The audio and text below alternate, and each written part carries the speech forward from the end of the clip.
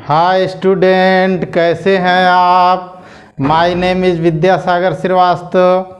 देखो स्टूडेंट, हम लोग पढ़ रहे हैं इंटरमीडिएट फिजिक्स और आज हमने लिया है कैपेसिटेंस एंड डाइलेक्ट्रिक्स। इसके बहुत से वीडियो हमारे चैनल पर हैं, पर कुछ बच्चों की मांग थी कि इसको फिर से आप अपलोड करिए, तो हमने सोचा क्यों न फिर से आपके लिए इसको अपलोड करें। ठीक है, तो यहाँ देखिए स्टूडेंट, हमने हेडिंग लिया है electrical capacitance of a conductor. देखो स्टूडेंट, कैपेसिटेंस है क्या, पहले आप इसको समझिए। ये हमारा सपोज कर लीजिए कोई कंडक्टर है ये, ठीक। अब इस कंडक्टर का इनिशियली जो है Q यानी चार्ज जीरो है और पोटेंशियल जीरो है। चार्ज जीरो होगा तो पोटेंशियल जीरो हो जाएगा। अब अगर इसको हम चार्ज देना स्टार्ट करें तो इसका पोटेंशियल भी रेज्ड होगा, बढ़ेगा, इंक्रीज होगा। ठीक है, तो जैसे जैसे हम लोग चार्ज को इंक्रीज करते हैं वैसे वैसे पोटेंशियल भी इंक्रीज होता है। ठीक, यानी अगर हम इधर लगा दें चार्ज तो इधर हो जाएगा पोटेंशियल, तो ये ऐसे इंक्रीज होने लगता है।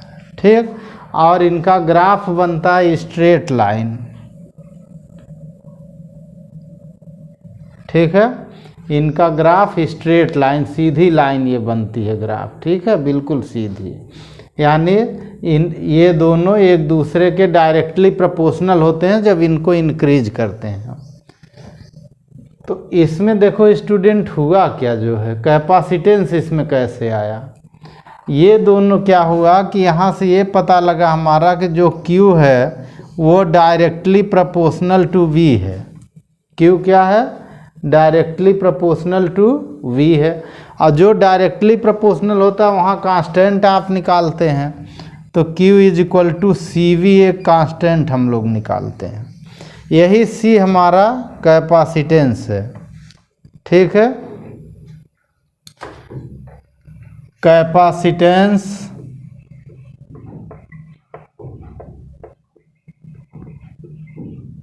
ऑफ ए कंडक्टर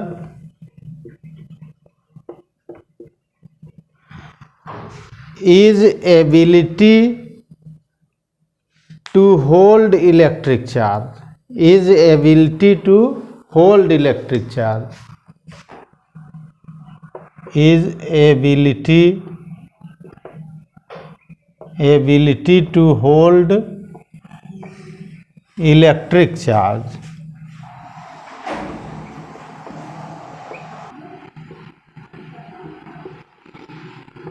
ठीक, capacitance of a conductor is ability to hold electric charge, यानी किसी भी कंडक्टर की आवेश ग्रहण करने की क्षमता कैपेसिटेंस होती है।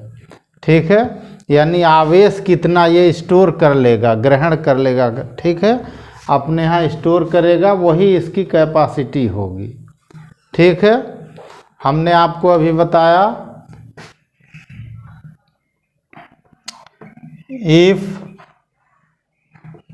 Charge of a conductor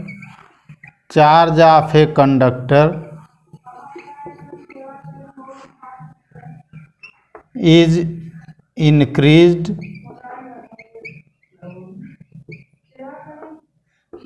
then its potential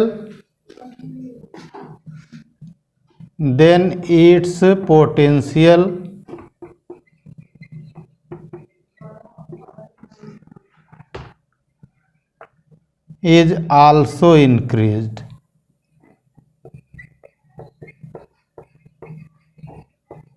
अब हमने क्या बताया कि अगर किसी कंडक्टर का चार्ज इंक्रीज होता है तो पोटेंशियल भी उसका इंक्रीज होता है। अब यहाँ देखो स्टूडेंट, इसका मतलब ये होगा चार्ज डिक्रीज होगा तो पोटेंशियल भी डिक्रीज होगा। ठीक है, डिक्रीजिंग का आप खुद लिखिए और समझिए, इंक्रीजिंग का हम बता रहे हैं। यानी चार्ज हमारा हुआ Q is directly proportional to V होता है। ठीक, चार्ज हमारा Q जो है डायरेक्टली प्रोपोर्शनल टू V होता है। जहाँ डायरेक्टली प्रोपोर्शनल होता है वहाँ कांस्टेंट निकालते हैं, Q is equal to C V. ठीक, इससे हम लोग एक फार्मूला C के लिए बनाते हैं, C is equal to Q upon we.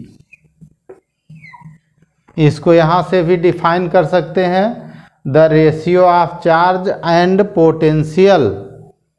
तो अब यहाँ पोटेंशियल राइज इंक्रीजिंग पोटेंशियल है, इसको पोटेंशियल डिफरेंस बोलेंगे। ठीक है, the ratio of charge and potential difference. ठीक है, यानी जो चार्ज में इंक्रीजिंग होगी और जो पोटेंशियल डिफरेंस में इंक्रीजिंग होगी, उसके फॉर्म में यहाँ से आप डिफाइन कर सकते हैं।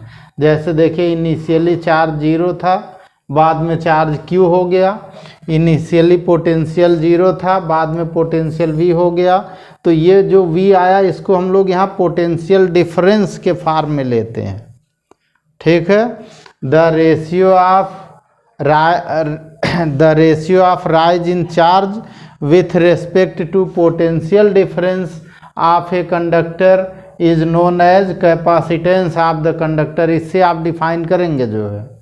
ठीक है, किसी चालक के आवेश में वृद्धि होने पर आवेश और विभवांतर के अनुपात को चालक की धारिता कहते हैं। ठीक है, और इसे C से व्यक्त करते हैं।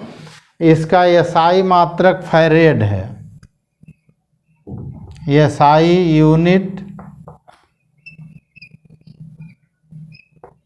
Unit of C is equal to farad. ठीक, फैरेड को स्मॉल f से आप लिखेंगे। ठीक है, कहीं कहीं कैपिटल F भी लोग लिख देते हैं। तो SI यूनिट फैरेड है इसका। ठीक है, यानी इलेक्ट्रिकल कैपेसिटेंस C को हम लोग rise in charge upon potential difference से डिफाइन करेंगे। तो C का फार्मूला Q अपान V हुआ। हमने बताया कि इसका यूनिट फैरेड है, अभी बताया हमने। ठीक है, अब यहाँ देखो स्टूडेंट, हम लोग 1 फैरेड को डिफाइन भी कर सकते हैं।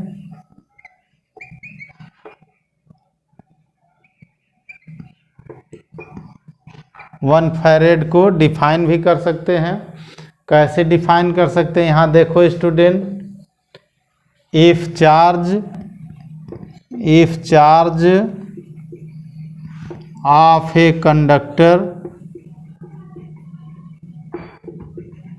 Conductor is increased by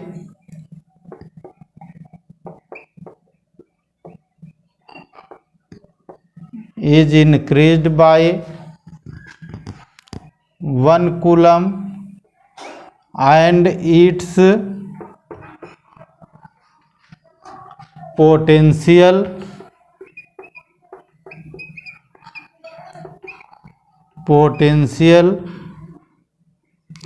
is raised by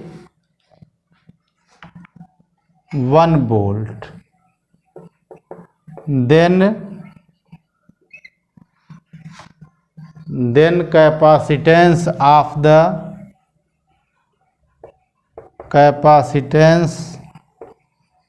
of the conductor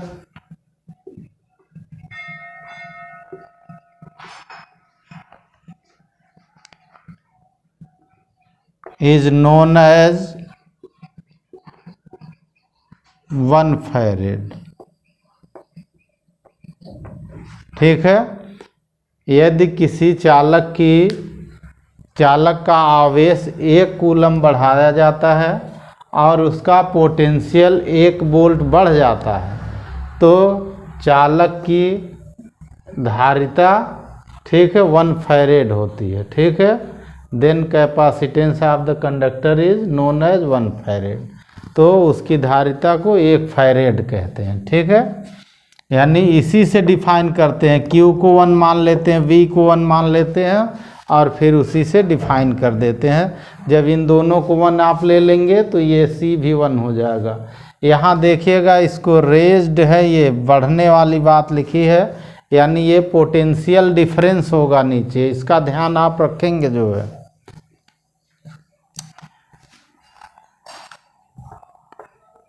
अब देखो स्टूडेंट, इसके कुछ यूनिट हम लोग देख लेते हैं। फैरेड एक बड़ा यूनिट है। इसके अलावा हम लोग मिली फैरेड पढ़ते हैं, तो ये होता है 10⁻³ फैरेड।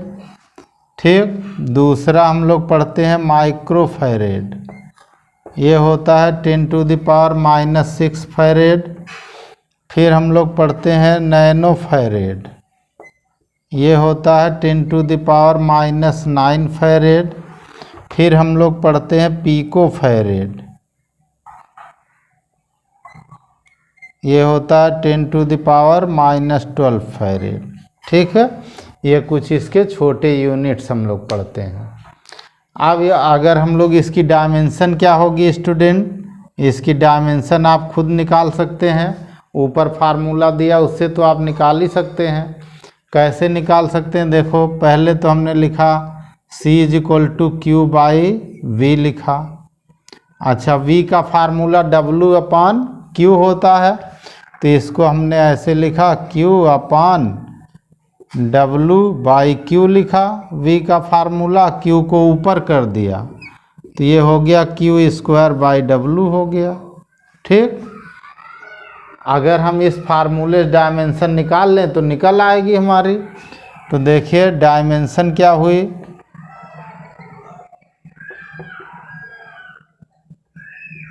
ठीक, dimension of C, dimension of C क्या हुई, ऊपर क्या Q² है, Q की डायमेंशन TA होती है, तो TA का स्क्वायर हो गया। और W वर्क होता है, जूल होता है, इसकी डायमेंशन होती है L² T⁻⁻² होता है। दोनों से बना के डायमेंशन निकाल लीजिए। यहाँ देखिए ये हमारा हुआ M⁻⁻1 हुआ, L ऊपर गया L⁻⁻2 हुआ, ये T⁻⁻2 ऊपर गया तो +2 हुआ, और 2 ये भी है T⁴ हुआ। ठीक, और ये हमारा A² है, ये स्क्वायर हुआ। ये इसका डायमेंशनल फार्मूला हुआ। ओके स्टूडेंट, अब देखो स्टूडेंट, हम लोग देखेंगे capacitance of an isolated spherical conductor. Isolated spherical conductor का मतलब क्या हुआ कि इसके अगल बगल कोई और दूसरा कंडक्टर नहीं है। ठीक है, जैसे हम अर्थ को ले लें तो अर्थ एक तरह से आइसोलेटेड कंडक्टर हुआ, क्योंकि अर्थ के बगल में दूसरा कंडक्टर उसके कांटेक्ट में नहीं, दूर होगा और दूर की बात नहीं होगी। अब यहाँ देखो स्टूडेंट, इनिशियली इसका चार्ज एंड पोटेंशियल 0 है, रेडियस इसकी स्मॉल a हमने लिया हुआ है। ठीक है, let us consider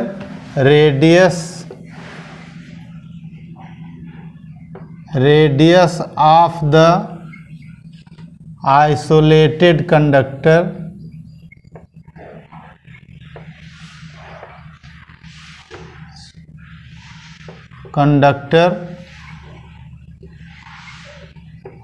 is equal to A। यहाँ पर A रेडियस हमने लिया है, आप चाहें तो R भी ले सकते हैं। कई क्वेश्चन में हम R भी लेंगे, अभी जहाँ ज़रूरत अपनी समझेंगे। यहाँ पर स्मॉल a लिया हुआ है। ठीक है, अब यहाँ देखो student, if charge Q is given to conductor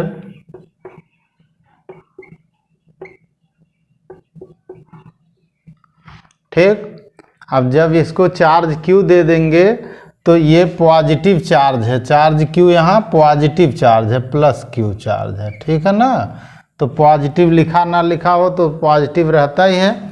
तो जब इसको +Q चार्ज हमने दिया तो कंडक्टर पर चार्ज यूनिफॉर्मली डिस्ट्रीब्यूट हो जाएगा इस पर। ठीक, पूरे कंडक्टर पर यूनिफॉर्मली डिस्ट्रीब्यूट हो जाएगा। ठीक, और चार्ज इस पर डिस्ट्रीब्यूट हो जाएगा, पॉजिटिव चार्ज होगा तो फोर्स लाइन ऐसे बाहर निकलती हुई बनेंगी, ऐसा बनेंगी जैसे चार्ज सेंटर पर है। ठीक है, तो if charge Q is given to conductor then then potential on the surface of conductor, surface of conductor, कितना पोटेंशियल होगा कंडक्टर के सरफेस पर, वो हमारा होगा V is equal to 1/4 pi epsilon naught Q upon A होगा। ठीक है, V is equal to 1/4 pi epsilon naught Q upon A। अब यहाँ से हमारा फार्मूला बना Q upon V is equal to 4 pi epsilon naught A आया। ठीक है, Q अपान V को हम लोग C लिखते हैं, अभी हमने बताया। ये हो गया C capacitance is equal to 4 pi epsilon naught A हो गया। ठीक है, अब ये जो एप्सिलॉन नॉट A होता है इसको हम लोग C नॉट लिखेंगे यहाँ।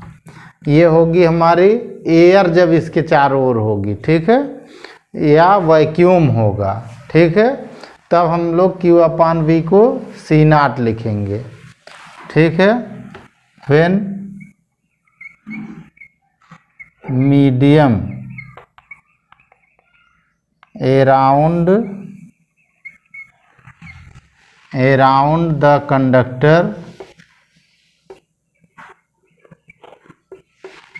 कंडक्टर इज एयर और वैक्यूम। ठीक है, या तो इसके चारों ओर मीडियम कौन सा है, एयर है या वैक्यूम है। ठीक है, तब ये फार्मूला हमारा होगा।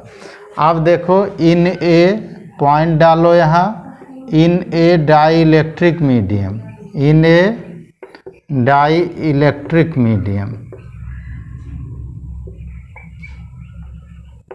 ठीक, अगर इसको हम लोग डाई इलेक्ट्रिक मीडियम में लेंगे तब हमारी कैपेसिटी जो होगी यानी कैपेसिटेंस जो होगा C is equal to 4 pi epsilon naught KA होगा। K क्या है, डाई इलेक्ट्रिक कांस्टेंट है, ये आप पीछे पढ़ चुके हैं।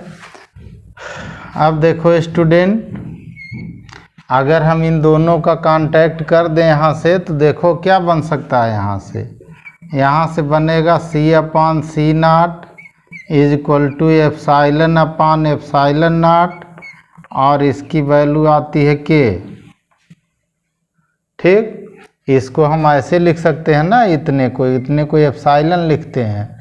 C is equal to 4 pi epsilon A लिखते हैं। ठीक है, डाई इलेक्ट्रिक मीडियम के लिए परमिटिविटी अलग होती है, एप्सिलॉन अलग होता है। ठीक है, फार्मूले का इसका डेरिवेशन जब पूछता है तो आप यहीं तक करके इसको छोड़ देंगे जो है। ठीक है ना, और इधर की बातें कंडीशनल हैं, अगर पूछा जाए तो आप बताएं। ठीक है, ये हमारा हो गया फार्मूला और इनमें रिलेशन हो गया। ठीक है, अब देखो स्टूडेंट, हम लोग देखेंगे कैपेसिटेंस ऑफ अर्थ। देखो स्टूडेंट, हम लोग जानते हैं जनरली कि रेडियस ऑफ अर्थ, ठीक है, we know that,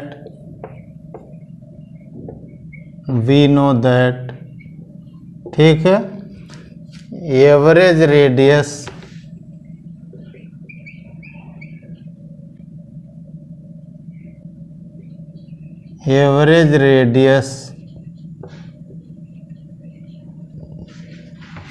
of earth is equal to, earth की रेडियस को हम लोग क्या लिखते हैं, RE लिखते हैं, इज इक्वल टू होती है 6.4 10⁶ मीटर। ठीक है, कैपेसिटेंस ऑफ अर्थ,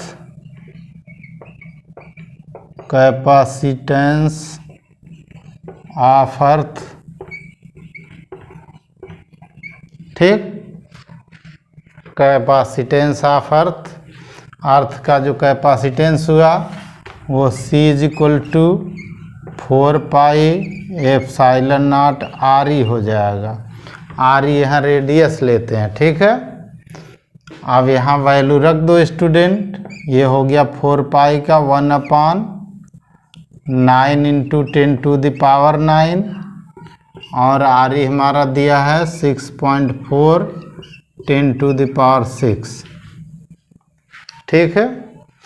अब यहाँ पे हम लोग ऐसे लिखेंगे student, C is equal to 6.4/9, ठीक है, इंटू ये हो गया 10⁻³ हो गया, ये 9 ऊपर गया माइनस, ये प्लस -3 हो गया, ठीक। यहाँ से आप देख सकते हैं ये 9 ऊपर जाएगा तो -9 होगा तो -3 आ जाएगा, इज इक्वल टू इसको हम लिख सकते हैं 6400/9 10⁻⁻6 हो गया। 9 से इसको डिवाइड कर लीजिए स्टूडेंट, तो ये आ जाएगा 711.1, ठीक, इंटू 10⁻⁻6 यानी C इज इक्वल टू हो गया 711 माइक्रोफैरेड, ठीक। यानी अर्थ की जो कैपेसिटी होती है बिल्कुल नियर अबाउट 711 माइक्रोफैरेड है, ठीक है। आप देखो स्टूडेंट, हम लोग देखेंगे potential energy of A charge conductor. यहाँ देखो स्टूडेंट, एक कंडक्टर की जो इनिशियली पोटेंशियल और चार्ज दोनों 0 है, जैसे जैसे इसको हम लोग चार्ज देते हैं वैसे वैसे पोटेंशियल इंक्रीज होता है, स्ट्रेट लाइन बनती है, अभी पीछे हमने बताया था। अब स्ट्रेट लाइन बनी है तो इस ग्राफ द्वारा एरिया कितना कवर हुआ, ये एरिया कवर हुआ, ठीक। अब अगर हम ग्राफ खींच रहे हैं किसके बीच, चार्ज और पोटेंशियल के बीच, तो इधर तो हमारा चार्ज हो गया और इधर हो गया हमारा potential,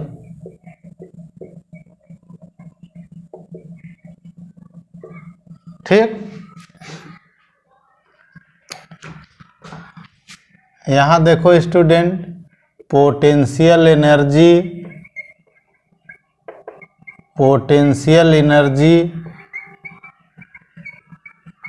is equal to area covered bye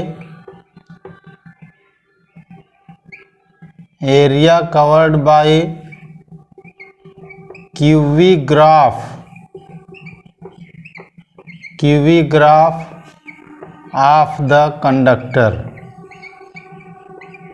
ठीक है। कंडक्टर का क्यूवी ग्राफ खींचिए, यानी जैसे जैसे चार्ज बढ़ाइए वैसे वैसे पोटेंशियल बढ़ाइए, और ग्राफ खींचिए तो वो ग्राफ जितना एरिया कवर करेगा वही पोटेंशियल एनर्जी होगी। अब एरिया तो ये एक ट्रायंगल का कवर हुआ, देखिए स्टूडेंट, यानी पोटेंशियल एनर्जी को U लिखते हैं, कहीं कहीं W लिखते हैं, ये इज इक्वल टू हुआ हाफ, ट्रायंगल हुआ ना ये, तो ट्रायंगल का area half base into height, तो बेस कितना है Q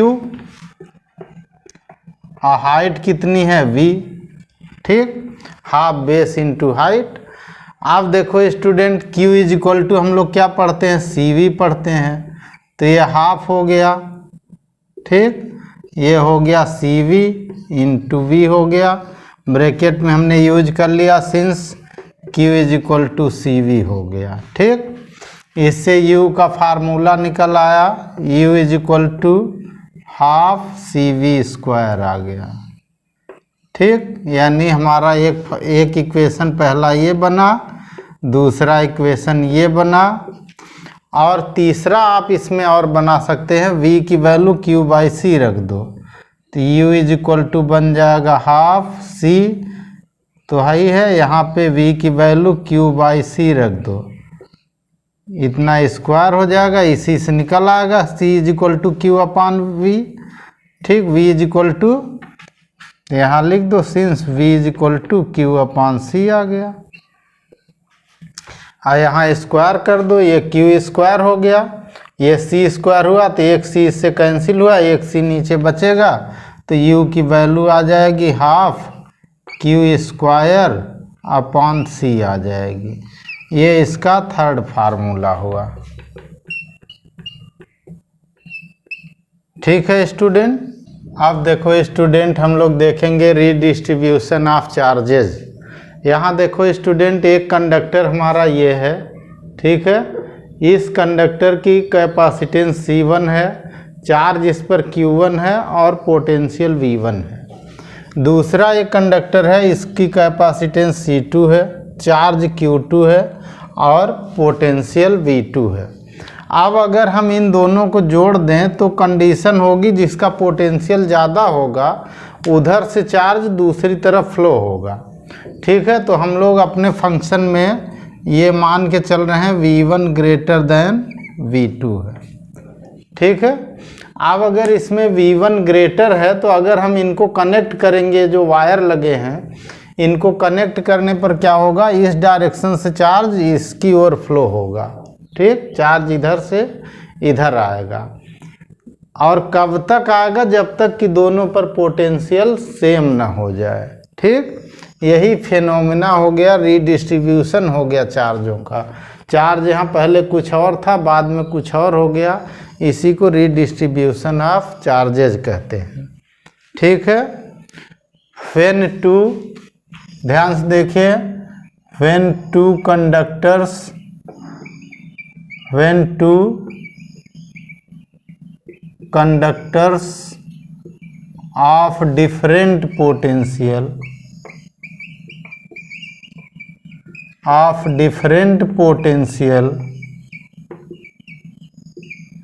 ठीक है, are connected by a wire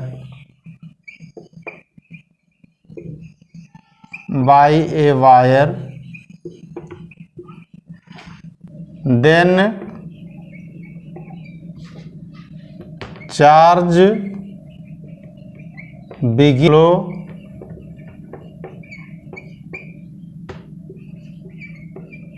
flow from high potential to low potential,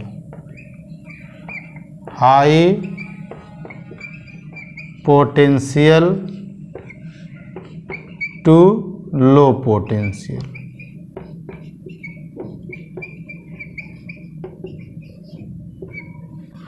ठीक, when two conductors of different potential are connected by a wire then charge begin to flow from high potential to low potential। This phenomena is known as redistribution of charges। ठीक है, this phenomena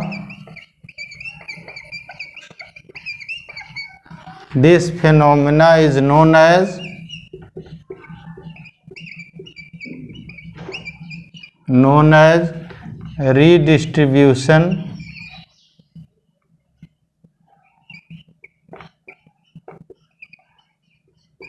redistribution of charges। ठीक है, और flow कब तक होगा, जब तक कि दोनों पर पोटेंशियल सेम नहीं हो जाएगा। ठीक है, फ्लो कब तक होगा, जब तक कि दोनों पर पोटेंशियल सेम नहीं हो जाएगा। ठीक है, अच्छा, जब पोटेंशियल सेम हो जाएगा तो इसका मतलब कॉमन पोटेंशियल की बात आएगी। तो हम लोग यहाँ एक पॉइंट डालेंगे, common potential, common potential.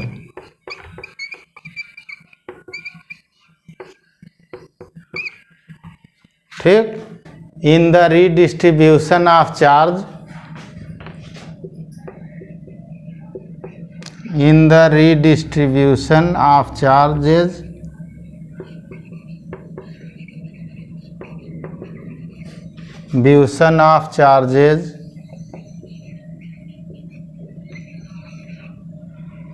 potential on both conductors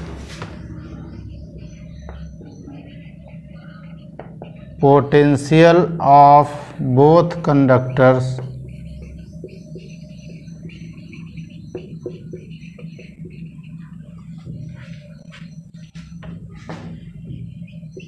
become equal। ठीक,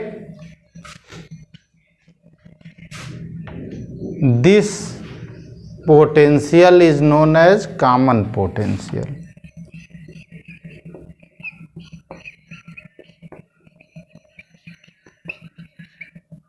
This potential is known as common potential।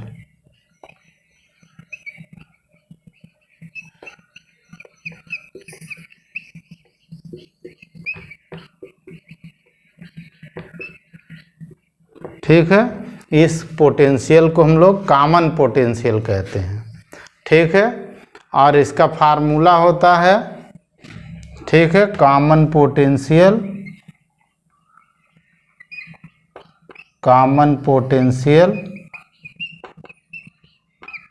Is equal to total charge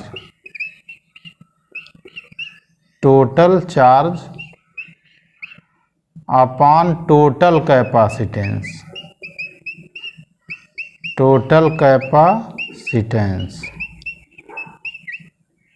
ठीक, आप देखो कॉमन पोटेंशियल को हम लोग किससे डिनोट करते हैं? कॉमन पोटेंशियल को डिनोट करते हैं V से। ठीक, यहाँ पर V is equal to total charge दोनों का कितना हो गया, Q1 plus Q2। Total capacitance कितना हो गया, C1 प्लस C2 हो गया। एक फार्मूला ये हो गया। इसके अलावा एक फार्मूला इससे और लिख सकते हैं। देखो student, V is equal to Q is equal to CV होता है, तो Q1 को हम लिख सकते हैं C1V1 और Q2 को लिख सकते हैं C2V2, अपान लिख सकते हैं C1 प्लस C2। ठीक, एक फार्मूला ये हो गया। यानी कॉमन पोटेंशियल का जो फार्मूला होता है total charge upon total capacitance, और इसको हम लोग Q1 प्लस Q2, इसका Q1 इसका Q2, तो Q1 plus Q2 upon C1 plus C2 हो गया। अब Q1 is equal to C1V1, Q2 is equal to C2V2 upon C1 plus C2 हो गया। इसका मतलब ये हुआ स्टूडेंट कि आप इससे भी इसको डिफाइन कर सकते हैं, the ratio of total charge and total capacitance of the conductors are known as common potential. ठीक है, और common potential formula V is equal to Q1 plus Q2 upon C1 plus C2, और उससे एक formula ये लगेगा। ठीक है स्टूडेंट, आप देखो स्टूडेंट, हमने अभी आपको बताया कि जब इनको कनेक्ट करते हैं, हाई पोटेंशियल है V1 और V2 लो है, तो चार्ज इधर से इधर फ्लो होगा। और कब तक फ्लो होगा? जब तक कि दोनों पर पोटेंशियल इक्वल नहीं हो जाता, कॉमन नहीं हो जाता। तो पोटेंशियल कॉमन करने का मतलब इधर से अगर चार्ज इधर आया, high potential to low potential, तो कितना आया उतना ही चार्ज ट्रांसफ़र होगा। इसी को हम लोग देखेंगे कितना ट्रांसफ़र होगा। तो इधर देखो स्टूडेंट, इसी पर हम लोग लेते हैं। ठीक है, charge on the first conductor,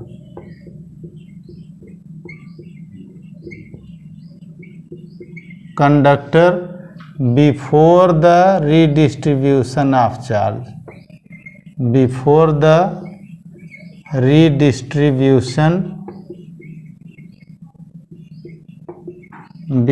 of charges. ठीक है, रीडिस्ट्रीब्यूशन ऑफ चार्जेज के बाद पहले बिफोर लिखा इज इक्वल टू Q1, और ये हो गया C1V1 हो गया। ठीक, अच्छा आप देखो, after the redistribution of charge, after the redistribution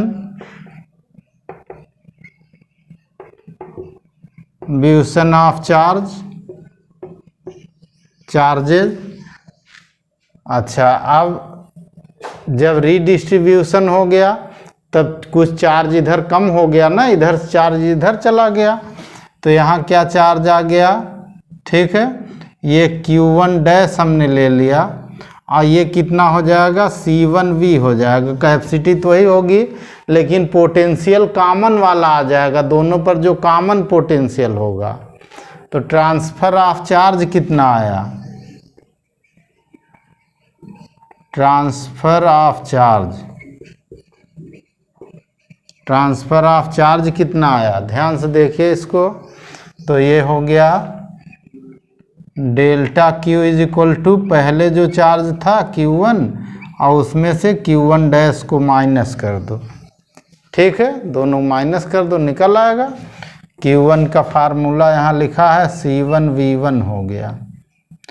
Q1 dash का फार्मूला लिखा है C1V हो गया। ये V क्या है, कॉमन पोटेंशियल है, वो तो आप जान ही रहे हैं। फार्मूला रख दीजिए V का यहाँ, अभी पीछे आपने पढ़ा था कॉमन पोटेंशियल का फार्मूला, C1V1 प्लस C2V2 अपान C1 प्लस C2, ठीक है स्टूडेंट। अब यहाँ डेल्टा Q का हमारा क्या फार्मूला आ जाएगा, delta Q is equal to, इधर एलसीएम कर दो, ये इधर चला जाएगा, तो ये हो जाएगा C1V1 और उसके साथ आ गया C1 प्लस C2, ठीक, माइनस हो गया, ये है C1 और इसके साथ आ गया C1V1 और प्लस C2V2 और टोटल के नीचे आ गया C1 प्लस C2। ऊपर का ब्रैकेट ओपन कर दो स्टूडेंट, ठीक है। तो ब्रैकेट ओपन करो, क्या आया, C1 square V plus C1 C2 V1 minus इधर ब्रैकेट ओपन कर दो C1 स्क्वायर V1, ठीक, ये V1 है, ठीक है, C1 स्क्वायर V1 और फिर इधर हो गया माइनस C1 C2 V2 अपान C1 प्लस C2। अब यहाँ देखो स्टूडेंट, ये तो कैंसिल हो गया, ये हमारा कैंसिल आउट हो गया, ये कट गया। इन दोनों में कॉमन क्या है, C1 C2 कॉमन है, तो delta Q is equal to आ गया C1 C2 कॉमन ले लिया और नीचे आ गया C1 प्लस C2, ब्रैकेट में आ गया V1 माइनस V2 आ गया, ठीक है स्टूडेंट। ये जो है ट्रांसफर ऑफ चार्ज का फार्मूला हो गया, ओके। अब देखो स्टूडेंट, हम लोग देखेंगे कि जो रीडिस्ट्रीब्यूशन ऑफ चार्जेज है उसमें कितनी एनर्जी लॉस होती है। तो हम लोग अलग अलग एनर्जी देखें, तो potential energy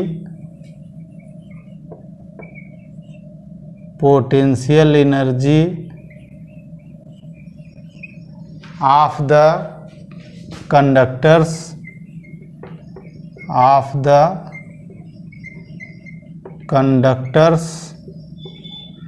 before the redistribution of charges, before the redistribution of charges, redistribution of charges, ठीक है। अब कितनी होगी, U1 इज इक्वल टू, ध्यान से देखिएगा, ये हो गया हाफ, पहले का हो जाएगा C1V1 स्क्वायर, दूसरे का हो जाएगा हाफ C2V2 स्क्वायर। दोनों कंडक्टर की टोटल एनर्जी इतनी थी, ठीक है। अच्छा, आगे potential energy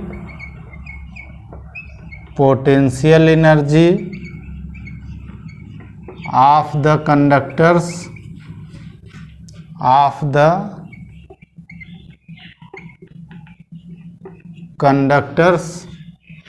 after the redistribution of charges, after the redistribution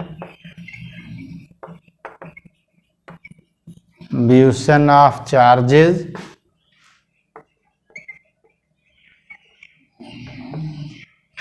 ठीक, redistribution of charges।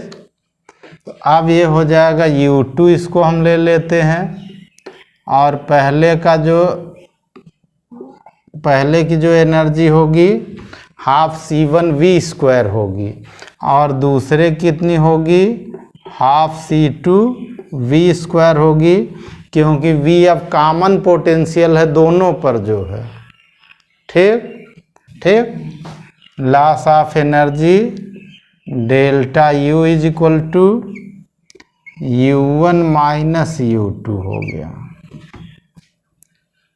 ठीक, वैल्यू रख दो student, delta U is equal to कितना आ गया, half C1V1² plus half C2V2² minus half, ठीक है, C1 प्लस C2 इन दोनों में कॉमन ले लिया, C1 प्लस C2V²। स्टूडेंट 1/2 सब में कॉमन ले लो। ठीक, यहाँ क्या बचा, C1V1² बचा, यहाँ क्या बचा, C2V2² बचा, माइनस यहाँ क्या आया, हाफ हो गया, ये तो कॉमन हो गया, यहाँ बचा C1 प्लस C2। V² की वैल्यू रख दो, कॉमन पोटेंशियल है ये, V क्या है, कॉमन पोटेंशियल। तो कॉमन पोटेंशियल का फार्मूला होता है C1V1 प्लस C2V2 अपान C1 प्लस C2 इसका होल स्क्वायर है। आप ध्यान से देखो स्टूडेंट, इस पर स्क्वायर दिया हुआ है, तो अगर हम इसका स्क्वायर लगा दें और एक इससे कैंसिल कर दें तो एक नीचे बचेगा, तो जो नीचे बचेगा उसको एलसीएम करेंगे तो इन दोनों के साथ आ जाएगा। तो ऐसे हम लोग लगाते हैं, जो है हाफ ऊपर हो गया C1V1², इसके साथ आ गया C1 प्लस C2। आराम से इसको देखिए और समझिए, ठीक, क्योंकि ये स्क्वायर है तो 2 हुआ, तो एक इससे कैंसिल हुआ, एक इसका बचा, जो बचा उसको हमने एलसीएम कर दिया, तो वो इसके भी साथ आएगा मल्टीप्लाई में, इसके भी साथ आ जाएगा, इसके साथ आ जाएगा प्लस C2V2², ठीक, और इसके साथ भी आ गया C1 प्लस C2, ठीक, और माइनस, अब ये तो एक कैंसिल हो गया, ये स्क्वायर वाला बचा है, इसी का स्क्वायर खोल देते हैं ब्रैकेट लगा करके, तो इसका स्क्वायर खोलिए C1² V1² plus C2² V2² plus क्या होता है फार्मूला है, a plus B to the whole square is equal to A² plus B² plus 2AB, तो 2C1V1 C2V2, ये ब्रैकेट यहाँ तक आया।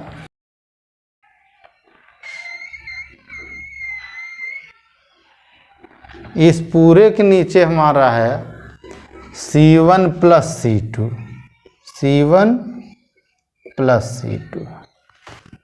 ठीक स्टूडेंट, अब ये ब्रैकेट यहाँ पर क्लोज्ड हो गया। Delta U is equal to, यहाँ देखो स्टूडेंट 1/2 तो बाहर है ही है, 1/2 को यहीं लिख देते हैं ऐसे। ये लाइन एक बड़ी सी ऐसे मैं पकड़ के चलता हूँ, ठीक, ब्रैकेट ओपन करिए, इसका देखिए क्या है, C1² V1², C1² V1², फिर इसका इसमें मल्टीप्लाई करिए प्लस का आ गया C1C2V1 स्क्वायर। ठीक, अब इसका ओपन करिए C1C2V2 स्क्वायर, C1C2V2 स्क्वायर। इसका ओपन करिए C2 square V2 square, minus करके ब्रैकेट ओपन करिए, minus C1 square V1 square minus C2 square V2 square minus 2 C1V1 C2V2 अपान नीचे कितना है C1 प्लस C2 है, C1 प्लस C2। ये देखिए इससे कैंसिल आउट हुआ और ये C2 स्क्वायर इससे कैंसिल आउट हुआ। ठीक, अब यहाँ डेल्टा U आया हमारा 1/2। अब ऊपर जो बचे हैं स्टूडेंट इसमें देखिए C1 C2 इसमें भी है, C1 C2 इसमें भी है और C1 C2 इसमें भी है। ऊपर वाले टर्म में तीनों में C1 C2 है तो C1 C2 कॉमन ले लेते हैं। नीचे वाले टर्म में देखिए क्या बचा है, C1 प्लस C2 बचा है। ये हो गया C1 प्लस C2। अब ब्रैकेट में इधर क्या बचा, सब तो हटा दिया हमने, यहाँ बचा V1 स्क्वायर, यहाँ बचा V2 square minus 2 V1 V2 बचा। देखिए यहाँ देखिए C1 C2 कॉमन कर दिया हमने, 2 V1 V2, यहाँ बचा V1 स्क्वायर, यहाँ बचा V2 स्क्वायर, यहाँ बचा माइनस का 2 V1 V2। यानी लॉस ऑफ एनर्जी का जो फार्मूला निकला delta U is equal to half C1 C2 upon C1 plus C2 V1 minus V2 का होल स्क्वायर। ठीक है स्टूडेंट, ये हमारा फार्मूला हो गया। कितना हो गया, C1 C2 1/2 C1 C2 upon C1 plus C2 V1 minus V2 to the whole square. ये जो फार्मूला हुआ स्टूडेंट, ये फार्मूला हमारा किसका हुआ, रीडिस्ट्रीब्यूशन ऑफ चार्जेज का हुआ। ठीक है स्टूडेंट, और आप इससे एक चीज़ और जान सकते हैं कि इस फार्मूले में V1 माइनस V2 लिखा हुआ है लेकिन उसके ऊपर स्क्वायर लगा हुआ है, यानी चाहे V1 बड़ा हो चाहे V2 बड़ा हो, स्क्वायर करने पर तो पॉजिटिव ही आएगी ना। तो लॉस ऑफ एनर्जी कंपलसरी होती है कि अगर रीडिस्ट्रीब्यूशन करेंगे तो एनर्जी का लॉस होगा।